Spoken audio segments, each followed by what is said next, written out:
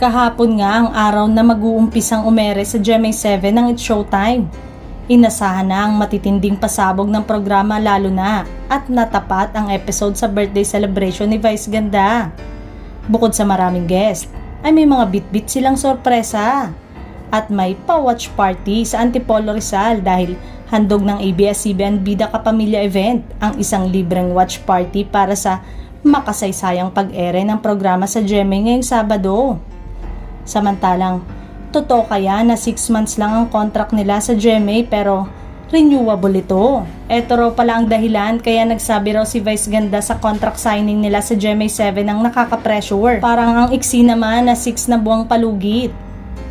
Naniniwala naman kaming magiging maganda ang collab ng It's Showtime at GMA lalo na kung magpapasok din sila ng sarili nilang artist na may alam din sa hosting na hindi lang nabibigyan ng tamang exposure. Isa ito sa mainit na pinag-uusapan ngayon ng netizen na nagsabing mas may tiwala pa raw ang GMA sa mga kapamilya stars kesa sa kakayanan ng sarili nilang mga talent para gumawa ng sariling noontime show. Tiyak naman na hindi nagsisi ang GMA na ibigay sa It's Showtime ang noontime slot ng GMA7 dahil unang araw pa lang ay tumabo na ng napakaraming advertisers ang show.